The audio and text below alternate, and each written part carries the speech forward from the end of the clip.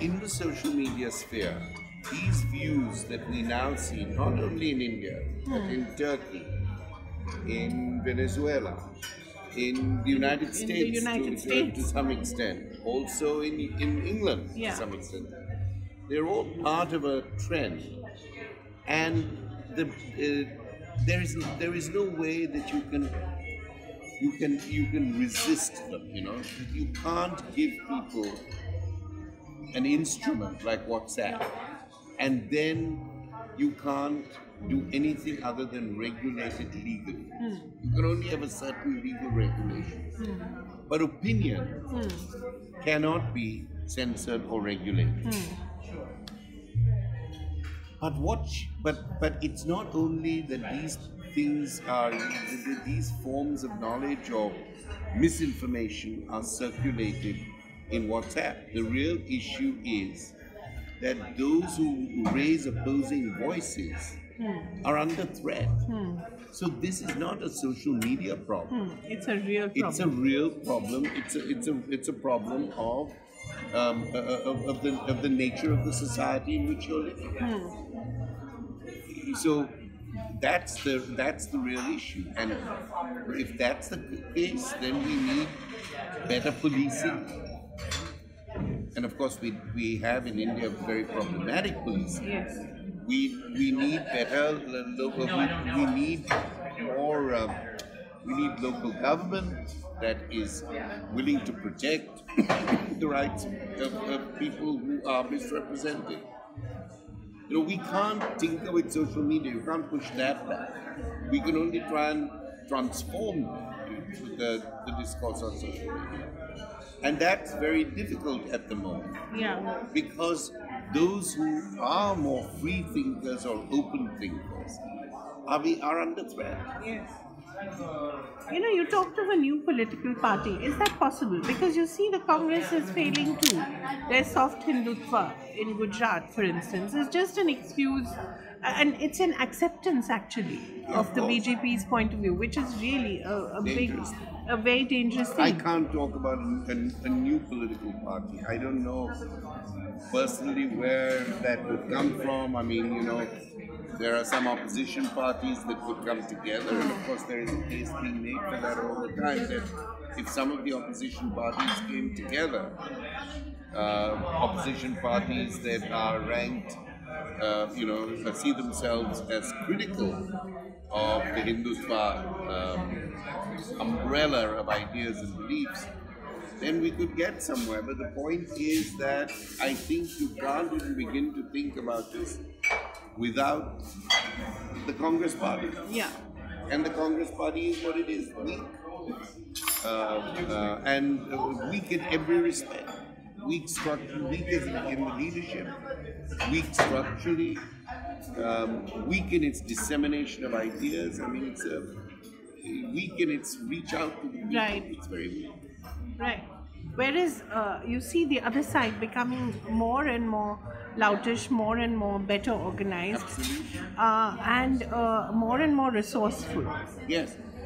And as I said earlier on, when the appeal is made to religious and theology, it's not even theology, it's just religious belief. But when the violence is done in those terms, you see, it does not even depend on what most societies, in India is one of them, depend for political action, which is a public debate. If people say, that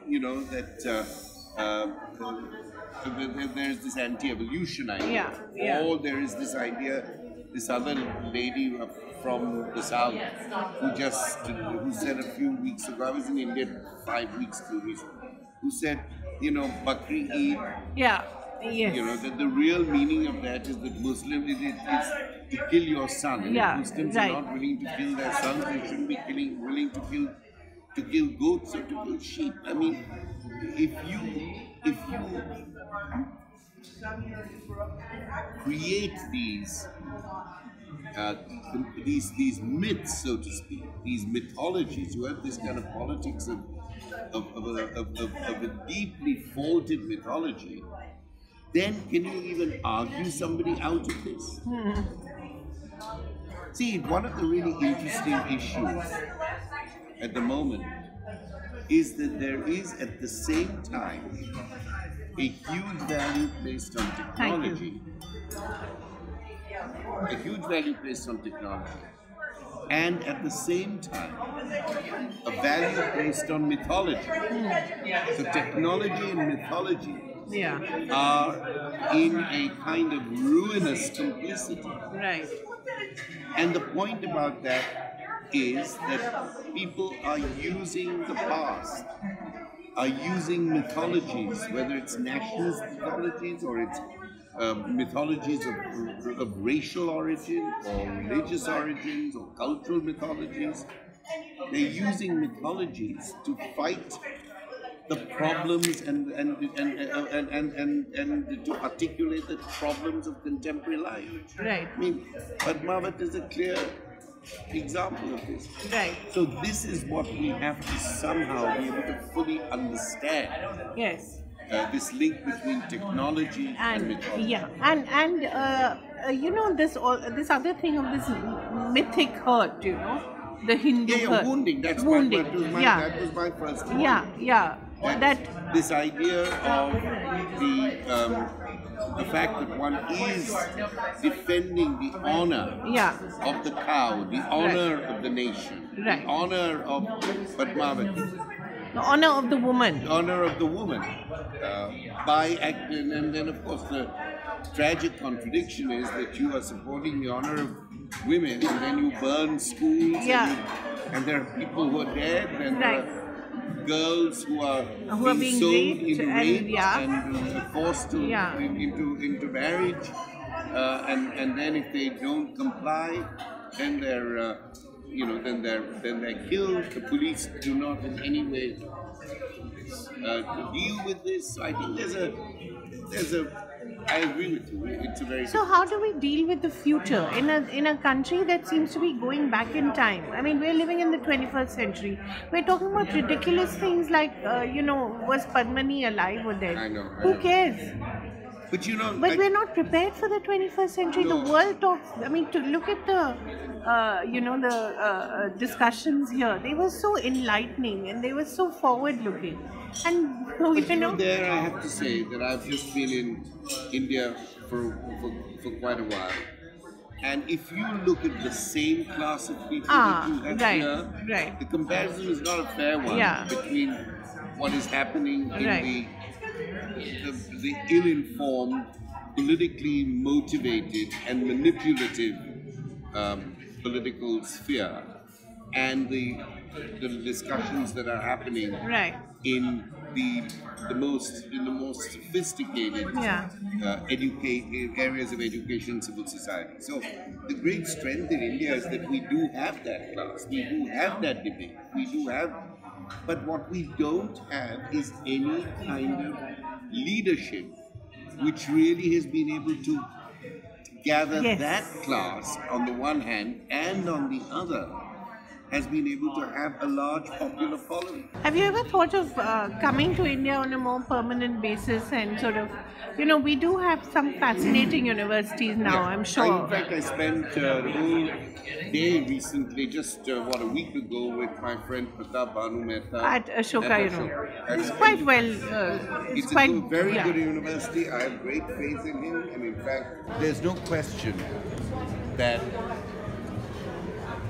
it would be very important to resource the educational system better, much better. But resources themselves don't hold the key. I think one has to have a thoroughgoing infrastructural revision of the way that whole sector works. And I think you really cannot even begin to think of that restructuring till you improve the large public universities in India. My college, University College, where I learned a great deal, was Elphinstone College, Bombay. When I see Elphinstone College today, I am shocked and I feel a great despair. Right. So I think that until we can actually create that kind of educational, really an educational revolution, Yeah. and realize that we can, that the position we hold in the world comes very much from the fact that it was a surprise to the world how well our educational system served at least the middle classes, despite the poverty of the country. I think people were genuinely surprised. Now I'm saying to you that the decline has been so precipitous that until we build good universities that actually, good public universities, which in a public-private collaborating as they would with now the new sector of private universities, were able to rethink the curriculum, rethink the syllabus. It would be very difficult, but the solution in India, as far as I can tell, in the public domain, is to keep on creating teacher training colleges, which is a kind of vocational education, when the education in itself is very weak. So if there is no strong education at the public level being provided, what are you training the teachers to teach?